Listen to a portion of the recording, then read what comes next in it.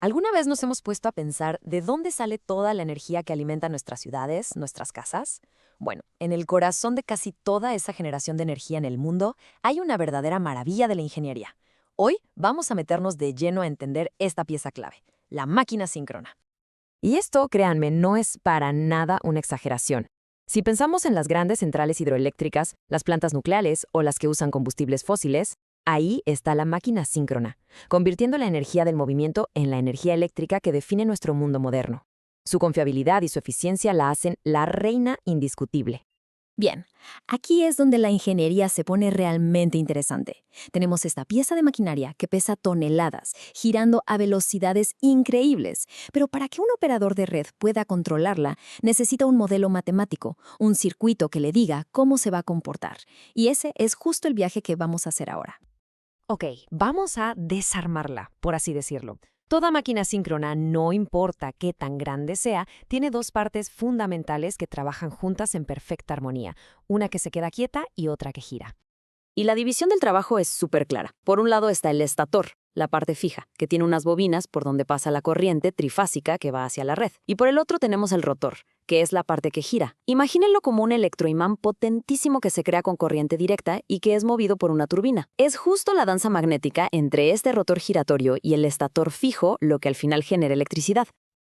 Ahora que ya entendimos las piezas del rompecabezas, veamos cómo los ingenieros las traducen al lenguaje de los circuitos eléctricos. Es un proceso de abstracción, la verdad, bastante genial. El concepto que une estos dos mundos, el mecánico y el eléctrico, es el de enlaces de flujo. Piénsenlo como la medida de qué tanto campo magnético del rotor está cortando o interactuando con las bobinas del estator. Y aquí viene la magia de la ley de Faraday. Cualquier cambio en esos enlaces de flujo induce un voltaje. El caminito es bastante lógico, fíjense. Partimos de las bobinas físicas. La corriente que pasa por ellas crea un flujo magnético. Como el rotor está girando, este flujo cambia constantemente, lo que induce voltajes. Y todo este relajo físico se resume en un circuito equivalente, simple y elegante, que ya podemos analizar.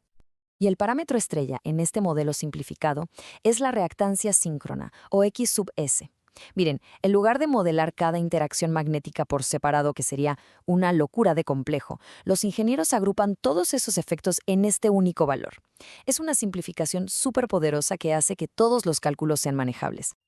Y aquí lo tienen, el resultado de toda esa abstracción. Esta simple ecuación es el modelo de la máquina síncrona. Nos dice que el voltaje en las terminales, V sub T, es igual al voltaje interno que se genera, E sub F, menos la caída de voltaje que ocurre dentro de la máquina. Esa caída se debe a la resistencia de la armadura, R sub A, y a nuestra famosa reactancia síncrona, X sub S. Muy bien, ya tenemos el modelo. Ahora usémoslo para entender cómo es que la máquina le entrega potencia a la red y, más importante, cómo los operadores la controlan.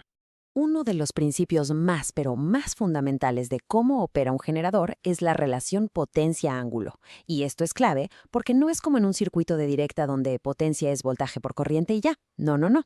Aquí el ángulo de fase entre el voltaje interno del rotor y el voltaje del sistema lo es todo. Esta ecuación lo resume perfectamente. La potencia, P, que el generador puede entregar está directamente ligada al seno del ángulo delta, también conocido como el ángulo de potencia. Este ángulo representa, digamos, la separación eléctrica entre el rotor y el campo magnético del estator. Conforme el operador le mete más potencia mecánica a la turbina, este ángulo crece y se entrega más potencia eléctrica. Pero, ojo, hay un límite. Pero la máquina no solo controla la potencia real, ¿eh? Al ajustar la corriente de campo en el rotor, los operadores pueden cambiar qué tan grande es el voltaje interno E sub F. Si este voltaje es más alto que el del sistema, se dice que la máquina está sobreexcitada y le inyecta potencia reactiva a la red para mantener el voltaje estable. Si es más bajo, está subexcitada y, al contrario, consume potencia reactiva.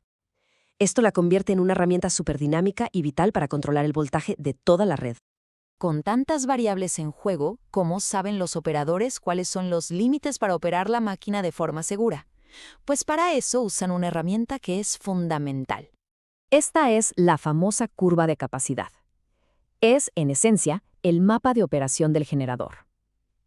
El eje horizontal es la potencia real, en megawatts, y el vertical es la potencia reactiva, en megabars. Cualquier punto que esté dentro de esta curva Es un punto de operación seguro. Y esta región de operación no salió de la nada. Está definida por 3 límites físicos, bien reales. El arco de arriba está dictado por cuánto se puede calentar la bobina del rotor sin que se dañe. El arco exterior lo limita el calentamiento de las bobinas del estator. Y finalmente, abajo, está el límite de estabilidad, que es para evitar que el ángulo de potencia delta crezca demasiado y la máquina pues se desconecte de la red.